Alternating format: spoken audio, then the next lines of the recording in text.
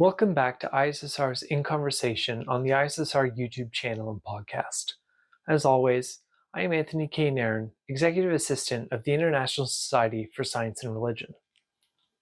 I am pleased to be sharing with you the ISSR 2022 Book Prize on Science and Religion's Winners Discussion, an annual event we have hosted where the winners of that year's book prize have a chance to discuss with members of the prize committee their books. The book prize began in 2020 as an annual prize for the best books in the field of science and religion. Funded by the Templeton World Charity Foundation, the project's aims are threefold. First, to be a catalyst that transforms careers and sparks innovation through making those outside of the mainstream science and religion community, as well as those within it, aware of what is considered by a high-quality panel of world-leading experts and others, such as ministers and policymakers, to be the best new books in the field of science and religion. Secondly, to help people realize that outstanding books in the field are written by a wide diversity of authors.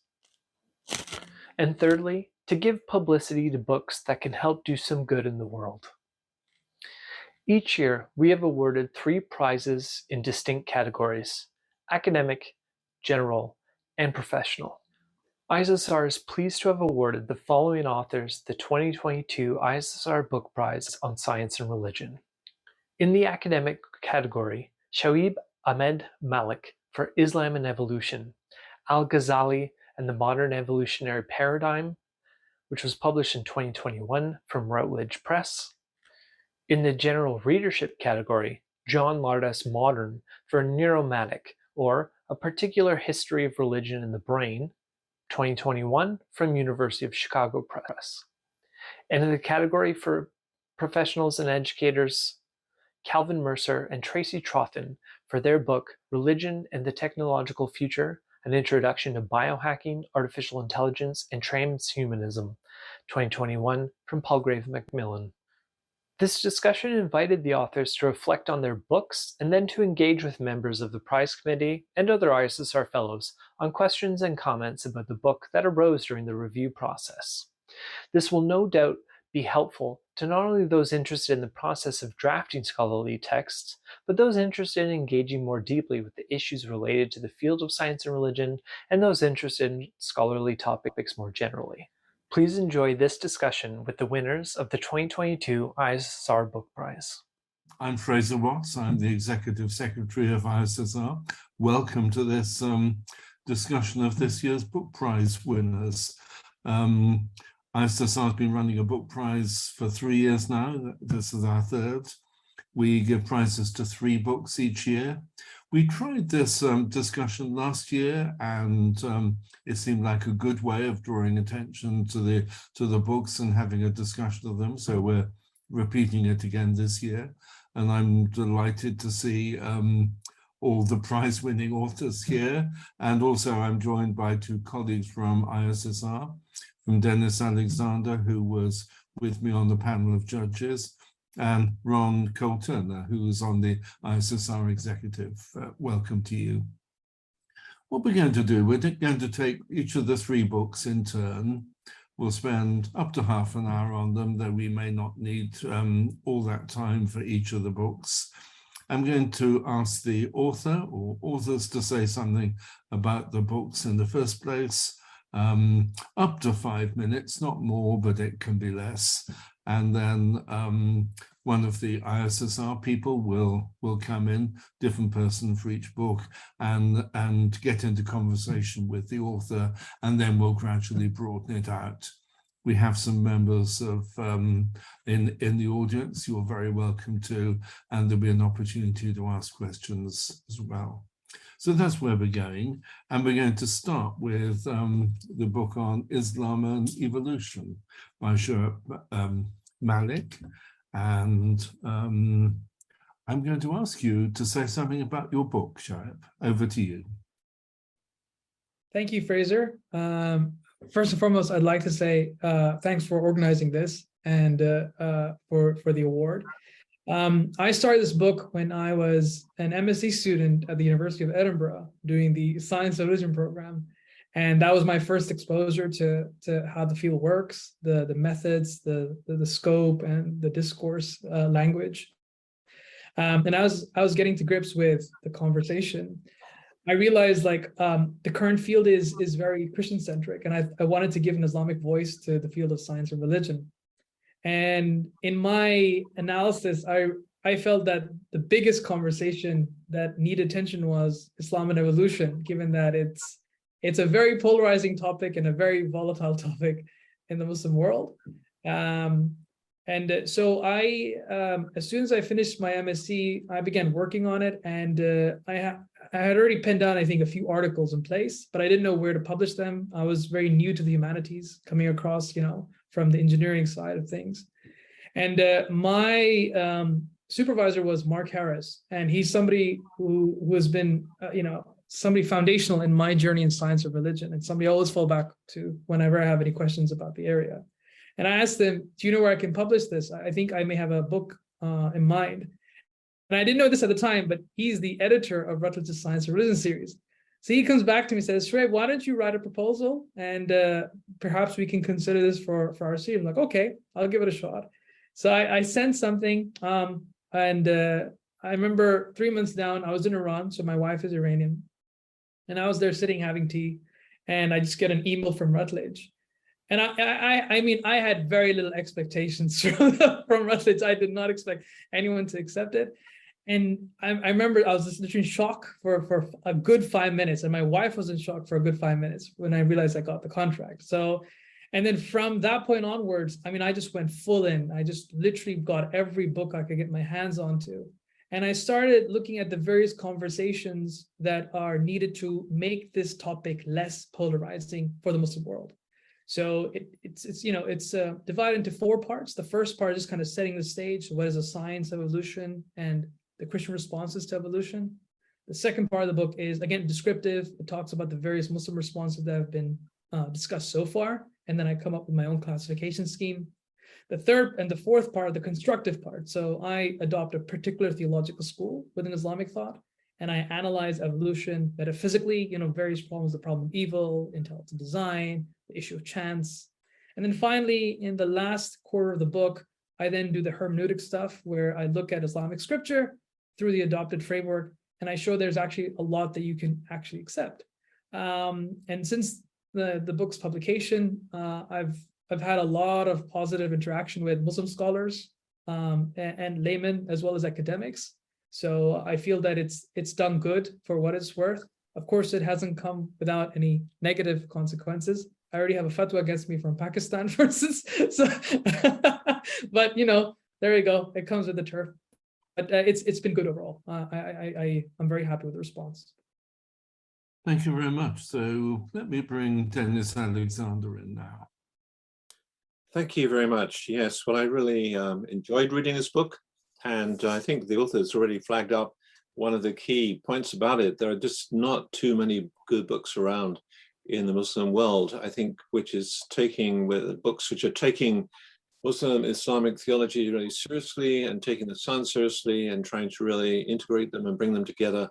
And I therefore found this very helpful from that perspective. And I can see that it's a lot of work. When I hear about the history of the book also, I realize, what a lot of work is involved in that, because I think, am I right in saying the author is also lecturing in chemistry and the other part of your life, if I have that right. So, and I think some of us who are full-time in science sort of know what it's like, trying to also engage in theology and write books on more general topics. So I really read it with those eyes, and I found it very helpful from that perspective as well. I know a number of the people, not all of them by any means, but I know quite a few of the people that the author has been citing. Nidal Gessoum, his writings on evolution, Rana Dajjani, his good friend, and some of the others actually, Caner Taslaman from Istanbul. And so over the years, I've managed to engage with quite a few of the writers in this area. But I have to say, I felt that this book was really, I wouldn't say, I'm not going to try and draw comparisons, but I think in terms of being faithful to the science and faithful to a particular stream of well-known and well-respected Islamic theology, I think it does a great job in that way. In terms of other things I really liked about the book, I liked it because it's not dogmatic, it's irenic, It is open to looking at the topic from different perspectives, and to listening to people, listening to what they say, take them seriously, not being, very oppositional in a field which, as the author points out, is quite controversial in some parts of the Muslim world and is quite disputed and so forth. And therefore, with that perspective, I just thought it was diplomatic in a way. It tackled the different authors and addressed the different points. So I thought that was a very good point about it. I thought the science was clear and the science is brief, but provides a good introduction, I think, to the science involved for those particularly who don't have an evolutionary background and so forth. And I thought it was helpful in that respect. I particularly liked one of the chapters in the book is actually critiquing what pops up quite a bit in certain types of the Muslim literature, and that is the claim that somehow historical, traditional Islamic authors really knew all about evolution way before Darwin and so forth. So it's almost trying to capture the idea of evolution as being a sort of Islamic thought and idea. And as the author points out, I think quite correctly, there's some sort of over-interpretation, I think, of many of those texts, which really, as their background, they have the great chain of being. That is their background. That's what is being really considered. And it's been over-interpreted as if the texts are referring to some kind of idea about modern evolution, which, as the author points out, is really not the case. You have to interpret those texts within their particular context. So I thought that was a very helpful chapter. I thought also the chapter about chance, I thought particularly was helpful, and the whole concerns that are raised by theological thinkers on evolution when it comes to the topic of chance and so forth. And I thought the author laid out very nicely the different, when we're talking about chance, what does that really mean? And sort of mapped out the different types of chance and how they engage with theological perspectives. And I thought that was really quite helpful as well. So those are my positive points. I'm thinking particularly about the good points that I felt about the book, which I do. And I'm happy to have this opportunity to mention them. Points for discussion. I have a question also for the author. I think that might stimulate some discussion. Just on the point of chance, actually, one of the things I sometimes wonder about when I'm reading theological reflections on evolution, either from a Christian perspective or Islamic perspective, or indeed other religious perspectives, they kind of assume they assume some of the claims or the more stronger claims made about evolution being random or being a theory of chance and so forth. I think the author is sort of critical about that basic understanding to start with. And I'd like to see what the author thinks about, do you think that those of us coming from a theological perspective who are discussing evolution, really start out maybe over-interpreting the interpretations of others who see evolution as this sort of theory of chance and randomness and so forth? I'm thinking actually, of course, Richard Dawkins, in the preface in the Blind Watchmaker, I'm always very struck by the way in which he says, I'm writing this book to undermine the idea that evolution is a theory of chance. The whole book is written with that background. What he wants to do is to undermine the whole idea that evolution is a theory of chance. And so, in a way, I think that's a very valid point. I don't think evolution is a theory of chance at all, taking it as a process overall, when you look a little bit closely at it, depending, again, when you're talking about ontological chance and epistemic chance and all those kinds of different aspects of the chance discussion. But I'd be interested to know what the author thinks in terms of, in the Muslim literature on this particular topic, do you think maybe that there's a misunderstanding of the biology on this particular topic? Do you think that the writers who are coming from a theological perspective are really misunderstanding or over-interpreting this sort of general idea of evolution as a theory of chance and therefore reacting against it and seeing that as a great problem? What do you think? I'd be interested to know your thoughts. Thank you, Dennis, for your positive comments and your stimulating question. I definitely agree with you that there's been overinterpretation of chance in the literature. The average Muslim really believes that the theory of evolution ultimately means that things pop in and out, and it has no end goal or no teleological infrastructure to it. And I think that's more of a philosophical interpretation as opposed to what it means scientifically, which is just probabilistic distributions of how, you know, frequencies mismatch and all of that. So I think that keeping that average understanding in mind, it's for this reason why I wanted to kind of separate the different categories, that you can have different interpretations of chance. And it's only the absolute severe one where even God's knowledge and his omnipotence is jeopardized that wouldn't make sense for us. But epistemic chance, you know, the idea of, you know, genes mutating and then, you know, combining over several spans and generations, that's literally equivalent to just a coin toss. It just means, you know, we don't have absolute information about everything in the process. We assign probabilities to it.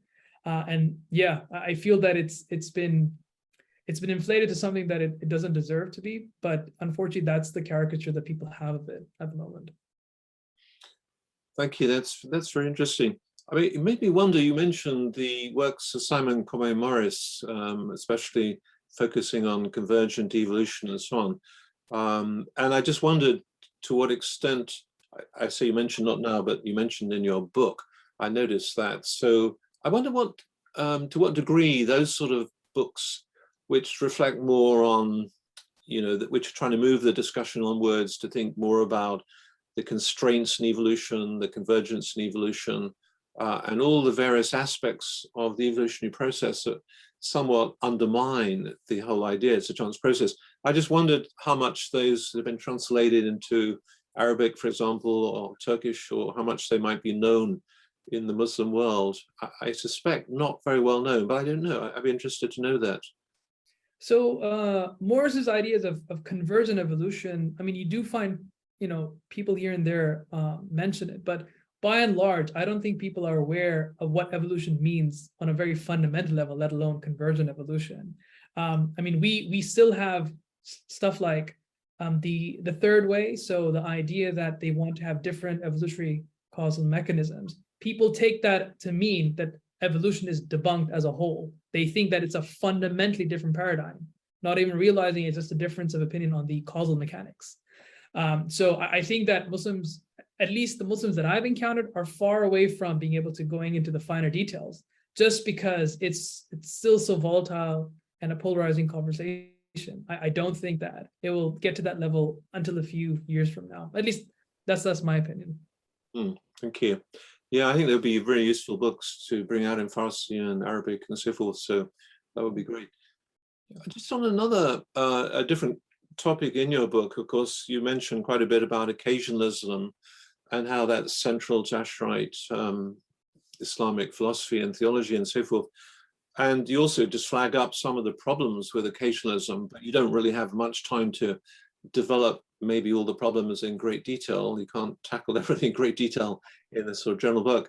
But I'd be interested to know to what degree occasionalism, if you like, as a philosophy, is still well accepted or propounded within different streams of Islamic theology and philosophy, and how you see, what you see would be the major problems really that they raise, and to what degree those problems are being addressed satisfactorily, if you like, in the Islamic literature. Do you have some thoughts on that?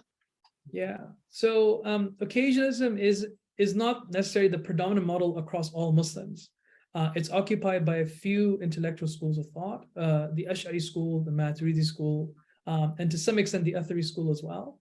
But other models don't accept that. Neoplatonic philosophy is not the same thing as occasionalism, for instance, and we have Islamic Neoplatonists, Muslim Neoplatonists, so that you do see variation there.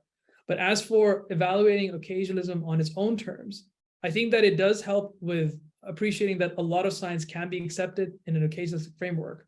But the main problem seems to be is trying to reconcile free will with occasionalism. Because if you believe that all causal efficacy is actually from God, it then undermines the ontological efficacy of human beings. And so therefore free will definitely becomes an issue. And I take it, I understand that that's a problem with occasionism, but I also believe that other theistic programs, they also have their own problems. And I think I'm more comfortable with the problems of occasionalism as opposed to others. So I don't think these can be squared off so easily. And for me, I'm still inclined towards occasionism, despite understanding the issues involved with free will. Thank you. I mean, just to reflect on that a little bit, a fairly common sort of idea that one has in Christian theology is it's not occasionalism, but it's much more the kind of idea of the immanence of God in the created order. So God is continually sustaining, upholding, interacting with, active. It's a move to sort of get away from deism, but instead of moving in the direction of occasionalism, which almost, well, in its extreme form, can posit a kind of separate creation at every moment, as everything separately is created. But rather than going in that direction, the kind of understanding of the immanence of God in creation is very much the upholding, the sustaining, the continual interaction with, in a way in which the created order has its own functional integrity, if you like. It functions as it does. It functions with the properties that are God ordained and God sustained and God upheld in that way. And of course, the late Arthur Peacock was very strong in that direction. You know, a lot of his theological writings were highlighting that kind of understanding. And I wondered whether that, to what degree that understanding is around in the Islamic world, whether that might move away rather, and you raise the problem of free will, of course, but I mean, if you give the brain, the whole of the created order, all that exists, much more of the understanding of a God who is immanent in the created order, who's sustaining and upholding. Do you think that's a helpful way to move away from occasionalism maybe, and to maybe solve some of the problems that occasionalism might bring along with it? What do you think? Right. So if you want to change the divine action model, you will change the entire school of thought, because it's a very foundational setting in Ash'ari theology, which is the model that I adopt for this particular book. And so they have a very, very strong emphasis on the transcendence of God as opposed to the immanence of God. It's been like that for the past 1,000 years.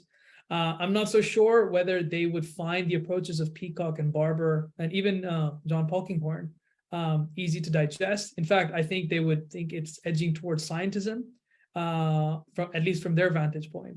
So Ash'arites, I think, I don't think they'll sway themselves towards an immanent view theology. I think they'll try to keep that transcendence involved, and that really limits it to a few options, occasionalism being one of them. Thank you. That's very helpful, actually. Yeah, just one other thing. I was fascinated, and I think you mentioned at the beginning of the book that, okay, so you map out the sort of 4 major positions, if you like, in terms of evolution and its relationship to theology, and then I guess it's position 3, I think you call exceptionalism, whereby, you know, people would believe in evolution in everything except for Adam and Eve. Okay, so that's the cutting off point. Okay, and then position 4 would be no exceptionalism. Okay, so I guess that would be my position, that just everything has evolved, everybody's evolved, including humans and everyone, and so forth. So, but I was fascinated to see that you mentioned, I think in the preface or somewhere at the beginning of the book, that you started out as a no exceptionalist when you was beginning the research and the writing of this book, but you ended up as what you call yourself, I think, an Adamic exceptionalist, in the sense that you're going now more in the direction of, of believing there's something special about the creation of Adam and Eve, and all the rest you can, as it were, ascribe to the evolutionary process. And of course, you're quoting there from other writers also, or 1 or 2, who hold that kind of position in the sort of Muslim world from the Islamic point of view. But I just wondered, is that something that you come to personally just through? I wondered how that happened, actually. I'd be fascinated if you're willing to tell us how that sort of move took place. What was it that triggered that kind of shift in your own thinking during the writing of this book? It'd be interesting to hear that. So when I started this project, I think it's 7-8 years ago, of course, I had a lot of knowledge gaps, and I was learning theology, but I didn't know it well enough to kind of understand exactly all the parameters of the conversation. And eventually, as I matured in my thought, I realized that there are genuine constraints to take into consideration. So in Ash'ari theology, the fact that miracles happen is absolutely valid. There's nothing wrong with miracles in Ash'ari theology. If we believe that the entire world and all creation is contingent, there's nothing stopping God from being able to localize certain miracles if he so wanted to. And then that metaphysical structure that impacts your hermeneutic readings, which readily allow the miraculous creation of Adam and Eve, and even Jesus. We believe that even Jesus was born or was created miraculously. And so once that metaphysical system was kind of understood, I then moved away from no exceptions, precisely because for me, there are theological sensitivities that I uphold because of eschatological implications. So the function of theology is to get to salvation at the end of the day. And for me, I understand that as a very serious commitment. And if I then take it that these are things that I cannot compromise on, then I will eventually shift myself accordingly. I do not necessarily believe that I need to bend theology to the confirmations of science. I think that we can take them on their own terms and see how far we can go with that. And so my own journey was evolutionary in that sense, that I started off with the no exceptions camp, but now my personal opinion is not necessarily no exceptions, sorry, Adamic exceptionalism, which is the third position. It's that all three are possible: creationism, human exceptionalism, and Adamic exceptionalism from a theological standpoint, in that no matter which position of those you adopt, you won't be penalized for that in the eschaton. But no exceptions could have eschatological consequences. That's my actual position at the moment. So that's why at the end of the book, I actually defend creationism as a theological possibility, even though I suggest that if you gel it with the science, it's just completely opposed to that. Right. I just wondered, though, if that isn't a slight problem, in the sense that I understand that theology is really important and should be central.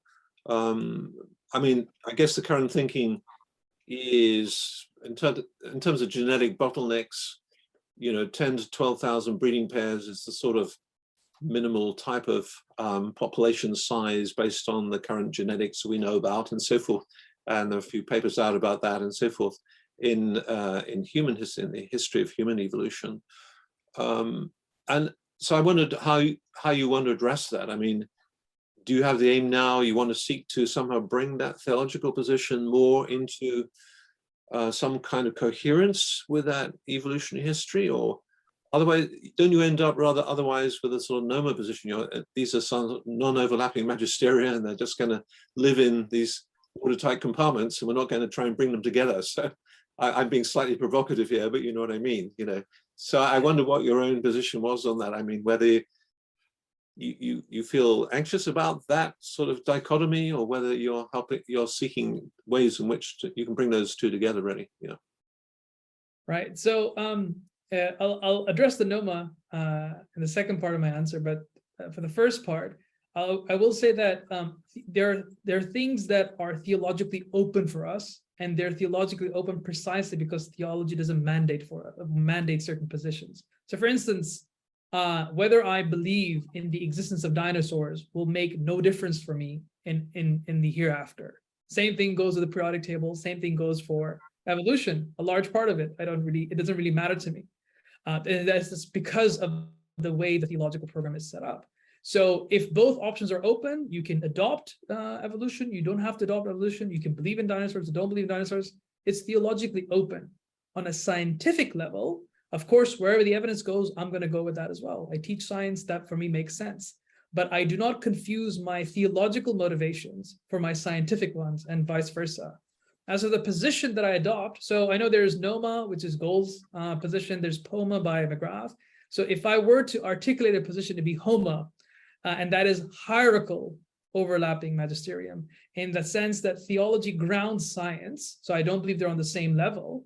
And theologically, if something is open, I don't mind leaving those options open without closing them down.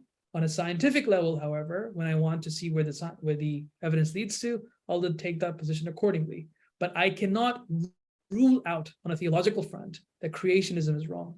Because if God himself has not clarified that, I cannot be the one to shut that option off. So that's the reason why theological possibilities remain open, because closing them down in the absence of God's vocalization of scripture would be considered a sinful act, at least in my theological paradigm. Thanks, that's really helpful. That's very helpful.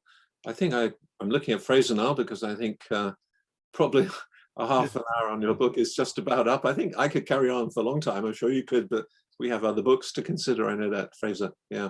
It's been a fascinating discussion, but I'd like to give a minute or two for other people to come in on this book if they'd like to. There may be other people who are familiar with it or have got questions to ask. So let me just see if anyone else wants to come in.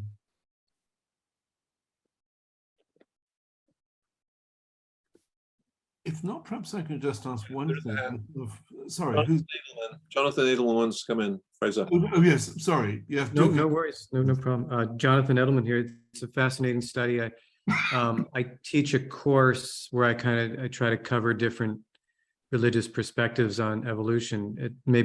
We could be in contact. I couldn't assign a whole book, I think, for the class, but if you have a chapter or an article where you kind of map out some of these issues, I think that would be a nice addition into my bibliography for the Islam and Science section. But yeah, if you check out chapter 4 of my book, I map out all the different positions that are out there, and that's a grid that you can use for the class if it's helpful. Anyone else? Thank you. Thank you.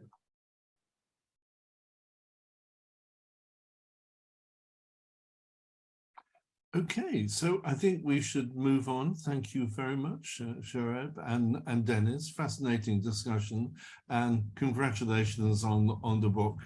The prizes are awarded in 3 different categories, and one is for an academic book, and that's the prize that you were awarded, Shoaib. Very serious and scholarly piece of research in that book. Congratulations. So we'll move on to the next book, which is Religion and the Technological Future, an introduction to biohacking, artificial intelligence, and transhumanism. And 2 authors of this book, Calvin Mercer and Tracy Trothan. And I don't know which of you is going to speak first to this. What have you planned? Yeah, I'll go first. Thank you. And certainly thanks to the ISSR for supporting authors. That's so important. And scholarship. This book prize is a great honor. So thank you. And also just a brief appreciation to our editor, Phil Getz at Palgrave. He was open to the idea, helped guide us in that, and even I think is responsible for the title or part of the title. So I want to thank Phil. You know, authors need publishers, so we appreciate that. Society has a lot on its plate. I mean, global climate change, race relations, pandemic, terrorism, and you know, one hesitates to put something else on the plate. But all of those troubling issues are, you know, bigger problems because we didn't address them well early. And so even though it's not on the radar, I think, in the general public's mind, we wanted to push this conversation about religion and radical human enhancement out, you know, beyond a small group of academics and thought leaders into the broader population, ultimately into the general public and into students as we designed this to be used for a textbook as well as a more general readership, to, you know, help facilitate this important conversation about the technology that coming and increasing technological impact on our lives. So that's our, interest and our commitment. The first sentence in the book is my favorite, and it's a bit sensationally put. It says, "Religions of the world will come to an end or thrive depending on how they respond to the topics of the book." Again, that's a bit sensationally put, but we wanted to alert the reader at what's at stake here. And not just in society at large, but with regard to religion. Tracy and I both care about religion. We want religion to be responsive. We want religion to facilitate justice and fair play. And so, another goal of the book is to help religion be responsive. So this is the third major project I've done with Tracy. We did two collections of edited collections of original chapters by scholars, and that's a different kind of work. And so, but that went beautifully. She's a great colleague, and so we felt very good about jumping into co-authorship. And just a final point. I published for many years in biblical studies, and everything I worked on had been sliced and diced 100 times. And frankly, I got bored with that. And it's important work, but it's such a, I transitioned into this work, and it feels like a pioneer, helping, explore exciting new territory. Challenging, interesting, dangerous at times. But it's quite an honor and quite a privilege to help forward this conversation. So with that, I'll turn it over to my dear colleague, Tracy. Thank you, Calvin. Yes, we had quite a journey, Calvin and I, to see this book through to fruition, and it did start many, many years ago. I was doing a fair bit of work on sport and doping and spirituality and ethics. And it was Ron Cole Turner, actually, who helped me to understand better the link between what I was working on there and transhumanism. And then as I got involved in that area, Calvin and I connected and began work on these projects. And Calvin has just been a wonderfully energetic colleague who has really been at the fore of introducing a lot of our projects that we've done together and starting them. As with this book, it was his idea to begin with, for sure. And I'm very, very grateful to him for that. I was so excited to work on the book with him. And wow, during the pandemic, our writing process was very interesting, I must say. I'm sure, Calvin, you would agree. We had about 4 months there where both of us were working on it daily, often for 8 to 10 hours a day, maybe more. And we were constantly sending drafts back and forth, back and forth. And of course, it was during the spring, summer. So classes were done and we were completely into this. And there was something about the pandemic that pushed us perhaps almost too far to sit there and work so energetically at it for so long. At the same time, it got us through it in a really good pace, which was wonderful. And it was very exciting to see the chapters taking shape. Another thing that motivated us was just the sheer topic of it. We were both so excited about this topic area and so very much wanted to put together our thoughts.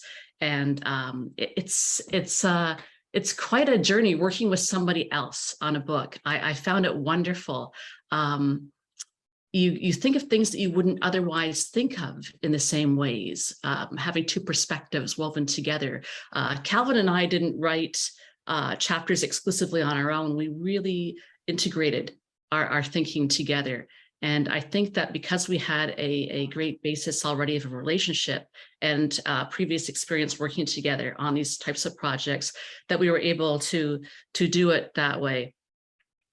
Like Calvin, I think that part of the, the excitement around the creation of the book was so that we could have a textbook for courses that we were teaching.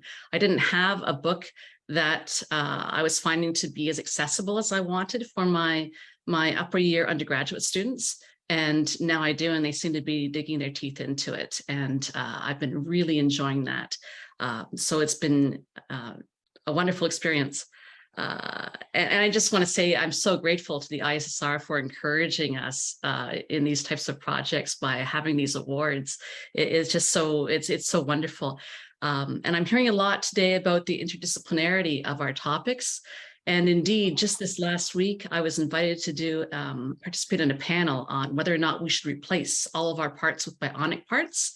And it was an engineering panel at my school. And this engineering society called Ingenuity Labs is an interdisciplinary group, and they are very intent on building all these connections. And I've already had some students sending me emails asking more about existential issues, ontological issues, and it just makes me so excited and hopeful that we're seeing this active engagement across the interdisciplinary board.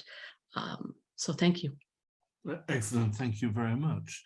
Now I'd like to bring in Ron Colton to take the lead in the conversation with you. Well, thank you, Fraser, and congratulations to Calvin and to Tracy on the award that is being given. This is an exceptional accomplishment that you have achieved. Yes, I have co-authored a book, and it can be demanding and at times painful, but it sounds like it was a very good process for you. I believe this is the first textbook that aims to do what this book does, and that is introduce undergraduates, I suppose, primarily in religious studies, is that correct? To this conversation about human enhancement and transhumanism and artificial intelligence. I believe it's the first textbook, and I believe it's the only one. Of course, it's only been out, a year and a half at this point. I'm really curious as to whether you've gotten any kind of feedback from colleagues in teaching who have used the textbook and have insights as to how it's played with students. What's the response been? My sense is that you've pitched it just right. The explanations are clear, concise, not overly detailed or overly lengthy, but just go right to the point and then move on. I'm also aware that as a textbook for the North American religious studies market, it is somewhat broader than Christianity. Clearly, Christian voices have been prominent in this conversation, and so they are reflected prominently in your book.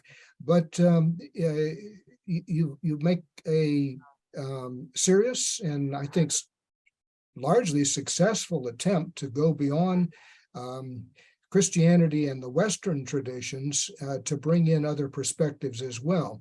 And I know that reflects some of the work that Calvin, you've done in teaching over the years, but I think that's a real strength of the book. It also, though, leaves maybe the reader, the student, a little bit to their own devices in terms of figuring out how to put it all together. And I'm wondering, again, whether the feedback that you've gotten from colleagues who may have used the book already would suggest that it leaves students kind of not sure where to make the next move religiously or theologically. I'm curious as to whether you see this book as related to a field. Again, I'm assuming it would land in the religion studies departments at most universities or colleges, not theological schools or divinity schools, but in more secular religion departments. But is there, do you have in mind anything like an academic discipline or sub-discipline? I'm thinking that you don't, but I'm just curious as to what that looks like from your standpoint. And particularly, well, both of you have been involved in this conversation for a number of years. Calvin, maybe a little bit longer than Tracy. 10 to 15 years of conversation about technologies of human enhancement and transhumanism and what it all might suggest for more traditional religious perspectives. But thinking about it as a not a discipline, but a field, a topic area for an undergraduate course. Have you seen it change significantly over the years? Has there been a progression, not necessarily in advance intellectually, but a progression or sequence of ideas? Has the field moved from one area of concern to another concern over the years? And is that reflected in the writing of this textbook? I mean, I assume this would have been very different had you written it 10 years ago, and would be very different if you were to write it even 5 years from now. My guess is that artificial intelligence would have not played much role at all 10 years ago, and maybe it will have swept the table of taking up all the agenda space 5 to 10 years from now. Has transhumanism reached its apex, its high point of its grasp on the intellectual, the academic world? Has it peaked? Has AI, as an agenda area, begun to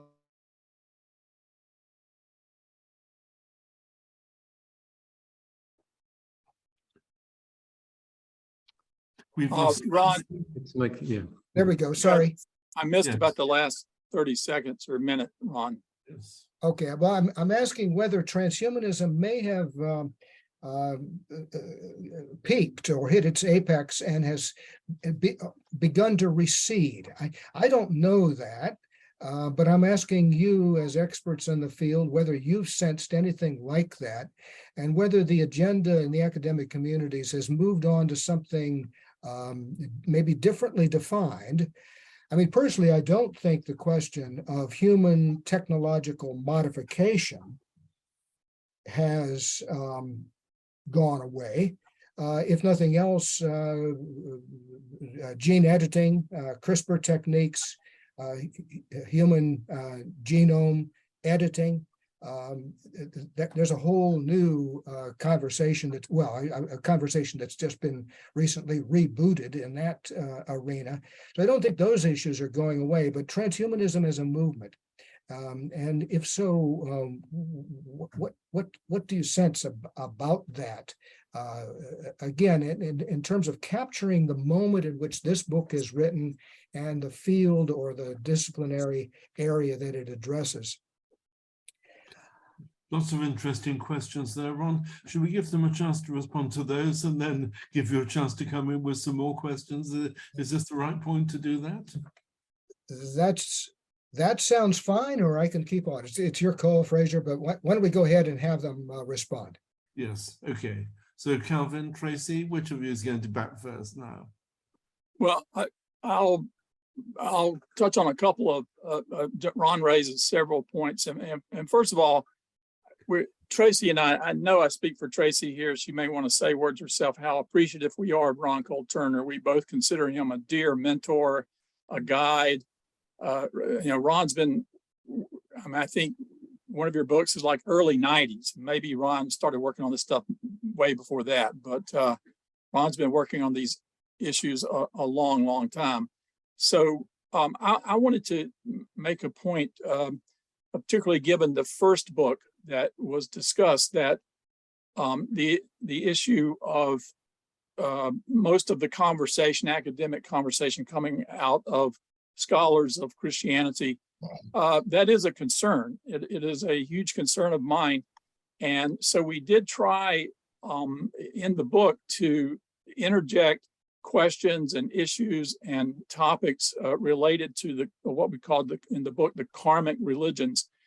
The very first co-edited collection of original articles that I did, I guess it's maybe been maybe 10 years ago now. I had to, in recruiting scholars from other religions, including Islam, I had to actually sit down at AAR and explain what transhumanism was to an author I was trying to get to write a chapter on Islam or some of the other religions. That has changed, and it needs to change even more. So we did attempt to do that. It was a challenge because both Tracy and our scholarship is broadly in the Christian academic circles, but we certainly did try to do that, and we need that conversation to expand. And the group at the AAR tries to do that every year, pull in papers from other religions. So Ron mentioned that, and I wanted to mention that I have had no feedback from professors using this. It may be a bit early. Maybe Tracy has. Seems like there was someone that Tracy knows that I forget his name, but she may have something about that. But I think that courses in religion and science or applied science that might address radical human enhancement are going to expand. We did a kind of a research on that for the publisher, and there are dozens of courses out there that we found, and my guess is those are going to expand. And so I think publishing in this area is a growth industry. And yes, this is, to my knowledge, the first textbook that really tries to pull it all together. I'm sure there'll be lots of competitors out there, and that's good. But with that, let me, given the press of time, let me turn to Tracy and see what you want to comment on. Thank you for all that. Yes, I've had a few colleagues reach out and say they've been using the book in courses, and they found it evocative in the classroom, which is what we're looking for. Generated lots of conversation and discussion. And yes, there have been apparently some feedback that people want more firm answers. We've all experienced that in theology and religion, of course. And that's good. That's fine, because it says to me that they're hungry and they're thinking about it. So we're thrilled with that. And in terms of transhumanism as an evolving concept, lately, I've been asked to do, I did a couple of talks for Homes for the Aging organization in the US just a couple of weeks ago, and they wanted to know about AI and assistive technology and ethics and spirituality for aging adults. So that was how it was framed. And then this panel this week with Ingenuity Labs, it was framed as a question of should we replace all of our parts with bionics or not? So I'm not hearing transhumanism as much. In some of the conversation that's followed up from these talks, transhumanism has emerged as a term from one or two people, but I'm hearing more of a focus on AI and bionics. That's just anecdotal. And in terms of who might be interested in taking this course, I have a neat story. I was taking my niece, my oldest niece, for a tour of my Queen's University campus where I work. And in the summer, and we were sitting outside at a patio at the graduate club. It's called the Grad Club, actually. And a table next to us, they started talking, and my niece said, "Shh." So I said, okay. And you could hear them very loudly talking about computer science and computer engineering and saying, oh yeah, I'm taking Tracy's course next year. And I thought, Tracy, that's somebody's last name, obviously. But as they talked on and on, it was clear they were taking my course in the following term. And it was quite amusing. My niece really enjoyed hearing that. I was afraid of what might be coming next in the conversation, but fortunately it was all good. It was just all this intrigue about, yeah, we need to talk about, what we're doing here with computers and what this means for being human. So I just laid low and I listened a bit, and then we were able to carry on. But that was encouraging to me, if a little bit nerve-wracking. Well, let me pose this to both of you. Thank you for those comments. Let's start with this. What is the robot doing on the cover? Is the robot praying or, yes, there we are. Thank you. If people will look at Tracy, who's holding it up, maybe unmute yourself for a second there, Tracy, so it'll, yeah, everybody see that? Is the robot blessing us? Is the robot blessing other robots? Is the robot praying? All somewhat playful questions, but I'm intrigued by that cover. What does it suggest to people? But the deeper issue, I think, underneath it is the conversation that you have in the book about spirit tech and the ways in which there seems to be possibilities or a fusion between the technological and the advances of our time and the spiritual longing of human beings. So if you could say anything more about that particular question, or let me come at it yet one other way, not to overload it here, but one other way. That sentence, Calvin, that you quote, the religions of the world will, disappear or thrive? Well, I know how they'll disappear, but I don't know how they'll thrive. Does that have something to do with the praying robot? Does it have something to do with spirit tech? Does the technology that you're discussing in the book generate any kind of a spiritual renaissance or awakening or a new level of human spiritual awareness? I mean, those are really, really questions that go beyond the scope of the book. I'm very much aware of that, but I would love any thoughts that you've got on that set of questions about how the spiritual is influenced, for better or worse, by the technological. Thank you very much. So we're towards the end of our time, about 5 minutes. So let me bring in Calvin and/or Tracy on that, and then I want to see if anyone else has got questions on this book. So over to you two authors.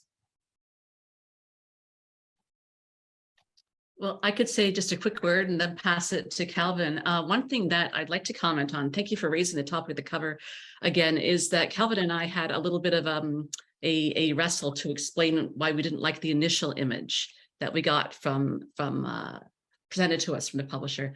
And that was because initially the robot, like we've seen so many robots, was all white. And just with the insides being mostly hidden, were black. And that connected for me as an ethicist with issues of racialization and all the dangers that we have and that we're seeing with AI about the possibility of amplifying our systemic oppressions in society. And I think that we both think there's great possibilities for either amplifying, making things worse, or for helping to bring us together. And that a key there seems to be intentionality. And if we're not intentional and mindful about what we're doing and why, then we're just going to make things worse. We're going to entrench our existing norms, which are not very helpful and healing by and large in society, as we well know.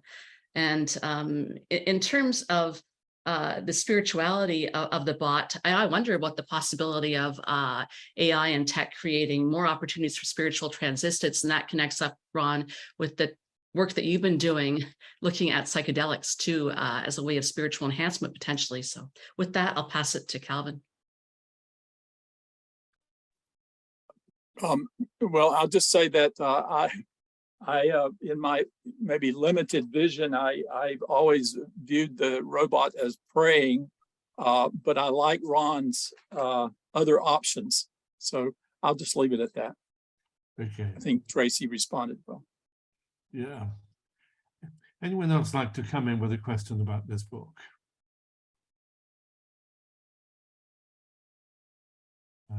Or if not, Ron, anything else you'd like to say? No, just congratulations again. It'll be fascinating to watch the impact of this book over the next 3, 4, 5 years. I really hope it stimulates a broad conversation and brings other people into the conversation. I guess the biggest fear I have is that we will stumble without any awareness into a future that we haven't not only haven't anticipated or planned very well for, but we're not even aware that we're doing it. At least this book will contribute, I think, to some growing awareness. And so I congratulate you and wish it the best success. Thanks very much, Ron, and I add my congratulations to you too. And it's in the book prize scheme, this is a book for professionals and educators, and I think it's the first year that we've awarded the prize to a book that's really on target for that category. So it's good to have a prize-winning textbook. So congratulations to both of you. Thank you. So we move on to our third book, which is a book that we've categorized as for general readership, Neuromatic, or A Particular History of Religion and the Brain by John Gladys Morden. And fascinating book. I'll say more about that in a moment, but John, over to you to say something about why you wrote the book, how it came from, or whatever. Okay. Well, thank you, Fraser. And I just want to start by saying what a wonderful honor it is to sort of have my book recognized by the ISSR. And I'm very grateful, and also, very grateful to my fellow awardees for sort of being here for this kind of opportunity to sort of talk about our books and sort of see what's happening in conversations about religion and science. I'll start with just maybe an anecdote or a couple sort of potential overlapping origin stories of the book. I think my last book was on 19th century America, and looking at the relationship between religion and technology. And one of the things that I was looking at closely in that book was the science of phrenology in the mid-19th century. And I think that sort of sparked my curiosity as an historian, as where does this phrenological story go? And so I think I was primed to sort of thinking about the neuromatic and thinking about religion and cognitive and neuroscience from my original sort of survey of the phrenological landscape in the mid-19th century. And so that book was published in 2011. And so I was thinking about phrenology and its after effects and its afterglow. And it was about that time when I was participating every year as a ritual kind of obligation to go to the American Academy of Religion. And I'm an historian by trade, I'm a historian of religion, not necessarily was not involved in larger conversations in science studies or in religion and science per se. But one of the things I noticed as a kind of observer at the conference was just this influx, kind of a sense that there were a lot of individuals, graduate students and professors who were, going to various panels or putting on panels that were kind of revolving around what I took to be a sort of emerging sort of disciplinary formation of the cognitive science of religion. And I think those two moments really in 2011, 2012 got me thinking about, well, what is the history of the cognitive science of religion? What is the history of the neuroscience of religion? And so there I began sort of amassing an archive that would help me try to tell a story about how we arrived at a moment where the brain is at the center of attention, not just for a kind of scientific technological worldview, but also in many instances theological or religious worldviews. And so as an historian, I kind of worked that sort of insight backwards, right? Thinking about, well, what has happened over the past 300 years that has allowed the brain to become such a focal point in our kind of imagination of our own humanity, whether one is religious or not, whether one is scientific or not.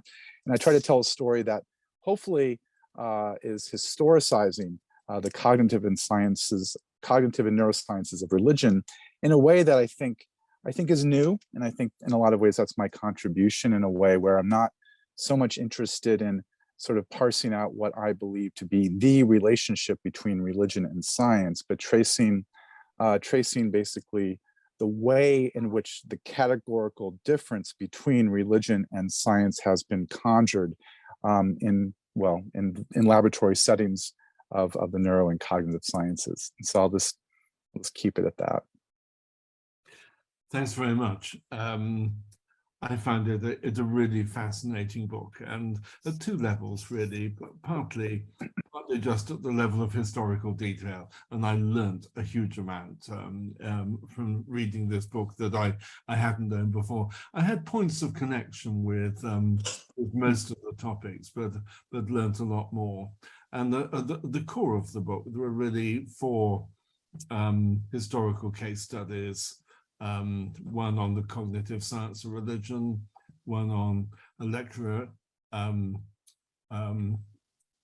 electrical recording of the brain, then what should we call it? Fringe cybernetics, including Scientology, and then a 4th one on electric shock therapy in psychiatric hospitals. All fascinating topics in themselves. And that, as I say, I learned a huge amount of historical detail. But then John's weaving a historical story about all this, and that's really fascinating, I think.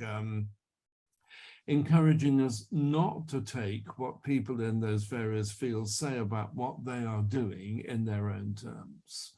I mean, there are some more than others, but a lot of them are sort of peddling some kind of secularization narrative. And I think what you're encouraging us to do, John, is to stand back from that and to critique the narrative that people are telling about themselves. And I see this as part of a sort of growing reinterpretation of what's often been taken to be secularization, that it's not really a move away from religion at all, but a move to a different kind of religion.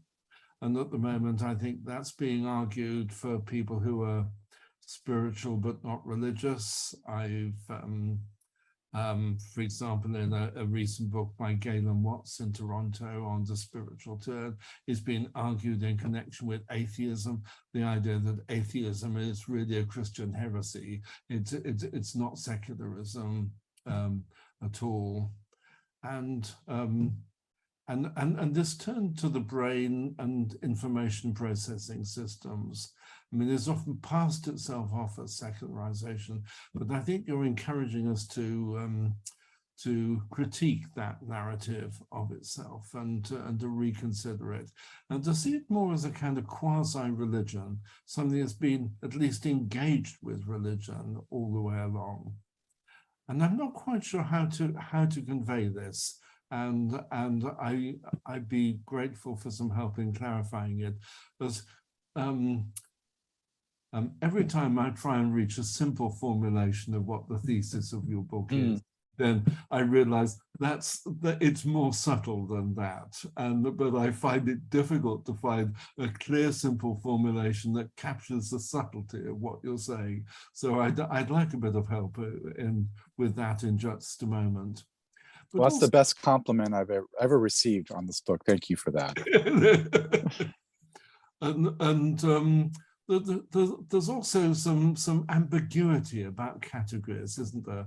I mean, is this a book about the brain or about cybernetics, or are they basically the same thing? Or is there a version of brain and cybernetics where the distinction doesn't really matter anymore? I mean, there are some neuroscientists who are very physicalist about the brain and would not buy the idea that you can instantiate the brain in some informational system. But then there are some others who do. So I think there's a kind of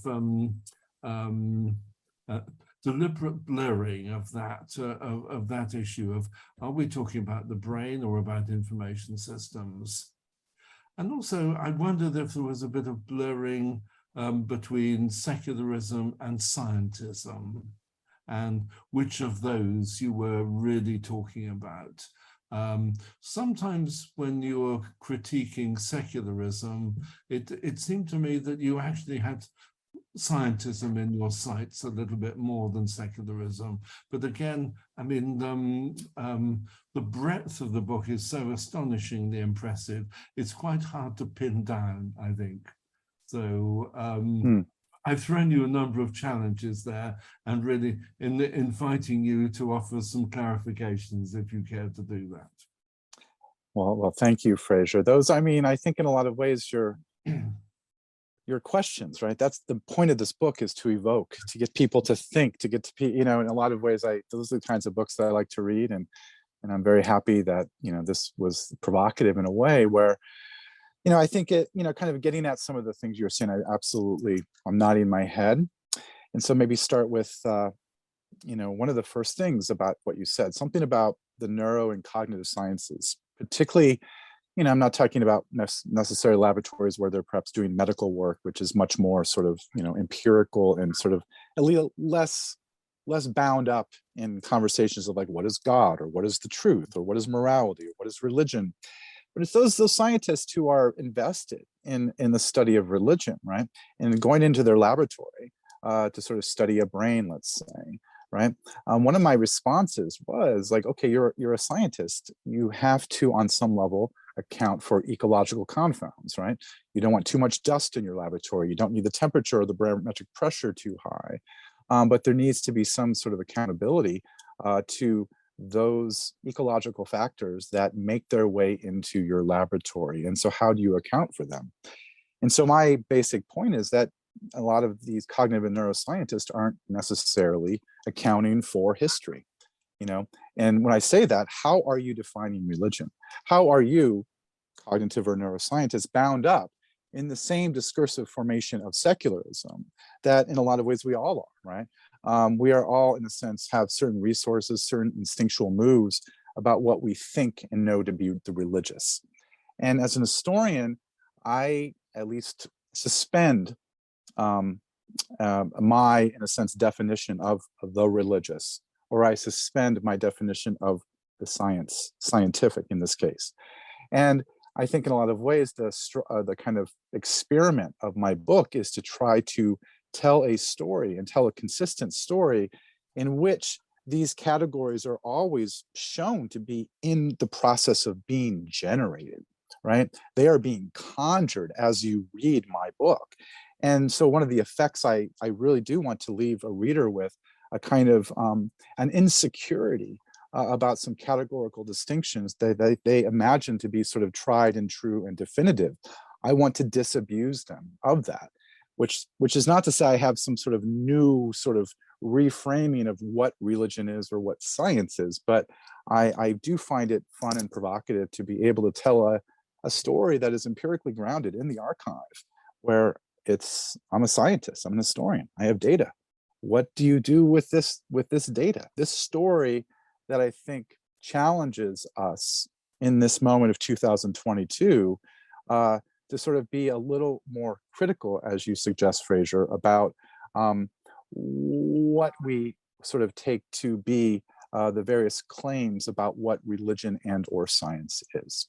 Yes, yes. I'm struck that the various people that you're writing about are sort of shown up in your book as having pretty naive ideas about what they're doing. And I think that's true of all the sections of your book. I've never been a great fan of CSR, to be honest about that. I mean, from the outset, it seemed misconceived. I mean, I approached it with views about the evolution of metaphor and figurative language, and I think CSR is sort of trading on an incorrect narrative that language starts literal and then people sort of spread out from there. The alternative narrative that I've been persuaded by, particularly by Owen Barfield, is the opposite one, that if you trace the meanings of words back, they get more figurative as you go back, and literal meanings are kind of distilled out of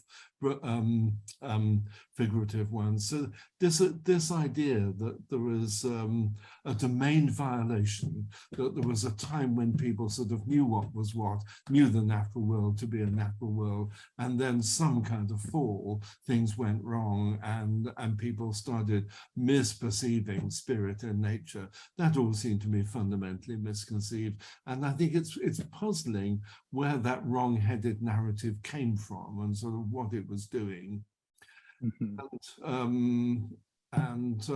Cybernet, I think the story of cybernetics is also fascinating. And it's very striking that cybernetics had a much more friendly relationship with spirituality than AI has. And I think that's one of the fascinating stories there. AI is generally sort of positioned itself as being very distant from anything to do with religion and spirituality, whereas cybernetics was deeply engaged in spirituality in various, sometimes wacky ways, quite a widespread interest in Eastern religions, in some of the core cyberneticians, and the kind of fringe cybernetics of as in Scientology that you talk about. There was quite a friendly relationship between cybernetics and theology for a while, particularly with Stafford Beer. And I grew up in Coventry, where the provost of Coventry Cathedral back in 1966 was giving a lecture on the cybernetic interpretation of the Christian faith. 66. I mean, really quite an early date for that. And I think no one would think of doing that with AI. So I think I'm rambling a bit in a rather autobiographical way. What I'm trying to say is that I think there are a lot of puzzles about the narratives that the people you're concerned with spread about themselves, and a lot that's unconvincing about them. Well, that's a great point, Fraser. I think it's, as trained as an historian of religion, right? At UC Santa Barbara. And so when I teach, I present all kinds of religious worldviews to my students, and without, critically, but without any kind of desire to debunk or to affirm or to say this one is better than that one, right? As a humanist, I'm interested in what stories people are telling themselves in order to be themselves and to go on into the next day. How do those work? Where do they come from? What are the effects? How do they relate to other ones? And so one of the things that I think that I brought to this book in my training as a scholar of religion was to sort of look at the neuroscientific laboratory, or to look, to sort of read somebody like Stafford Beer or Norbert Wiener, and to sort of appreciate the sort of the historical density of the words that they are using to explain themselves to themselves, right? This is my bread and butter as a genealogist, right? And so I think one of the effects of that kind of approach in my book is to, as you say, there's always this blur. Are these cyberneticians, are they religious? Are they theological? Are they scientific? Or are they both and neither nor? And I think that's an effect of the way in which I try to sort of, basically, I in a respectful way, try to try to sort of approach the Scientologist and the cognitive scientist and the spiritualist on the same terms, to listen to them honestly and see, what they're doing, what they're up to, what moments they're speaking of. How do you make sense of that historically? And I think once you start doing that, having suspended the analytical categories like this is religion, or this is the scientific, or this is the secular, I think you can tell a much more, I think, interesting, but I think also, I would want to say, I don't use this lightly, but a more truthful story of what's happening here, right? Because we live in a blurry world, man, like it or not. So if I'm hearing you right, you're saying you're not really interested in what religion is, or perhaps not even what science is. You're interested in how people talk about religion and talk about science. Is that fair, or is that pushing it too far? I would say discourse in a more capacious way. So not simply talk, not simply words, of course, but I do think that those words can have really, I mean, words can have effects that are incredibly empirical, biological, neurophysiological. And so there's something about, it's not simply words, right? It's orientation, it's ritual, it's belief practices, right? The whole sort of kind of methodological toolkit as a scholar of religion to sort of understand what people are doing and why they're doing it, right? I mean, that's the basic sort of conundrum. I mean, and we are living in a world where the religious difference, right? The distinction between the religious and the scientific, the distinction between faith and reason, this distinction does an incredible amount of work in the world, upon us, right? And so I think in a lot of ways, my book is an attempt to acknowledge that, and also at the same time, not to say that I'm somehow pushing a button and do an escape hatch and sort of getting out of that problem, and I don't no longer have that problem. I have that problem, right? And hence the blurriness of my categories. But I also want to call out the world for its blurriness as well, right? And to call out a certain kind of let's say premature closures that I see particularly in an example such as CSR. Yeah, thank you. Perhaps I can see if anyone else wants to come in. I know that Dennis has also read this book. I don't know if you have any thoughts, Dennis. Yeah, well, I mean, I can come in with a question. I mean, one of the things I found fascinating about the book, I mean, I really enjoyed reading the book, by the way. I just found, okay, so the interactions you have with these different other movements, whatever it is, Scientology, and quite a range, quite a fascinating collection of different streams of thought, back in the 19th century. We go from Jonathan Edwards to Scientology to, quite a lot of other things as well along the way, which is really interesting. And certainly, as Fraser said, I learned a lot of stuff I didn't know before. What I found also interesting is what was omitted. So I don't see any real engagement there with what you might call mainstream theology, or with sort of traditional theology, or plenty of people were thinking about the brain during the 19th century in mainstream theological discussions and so forth, and even more in the 20th century. And so there's a huge corpus of writings there, engaging with the brain from a theological perspective from various authors. There's nothing, they're all left out. Okay, so, and I guess was this just, I don't know, was that a deliberate kind of strategy you had in your mind? We want to go for these other things which are a little more, I mean, Fraser used the word wacky, but okay, unusual maybe, or other more unusual streams of thought and so forth, or not the sort of things that you would find here in the Faculty of Divinity in Cambridge University. No, you want to go in a different direction there. It'd be interesting to hear your reflections on that, because it's sort of a striking feature of the book in my view.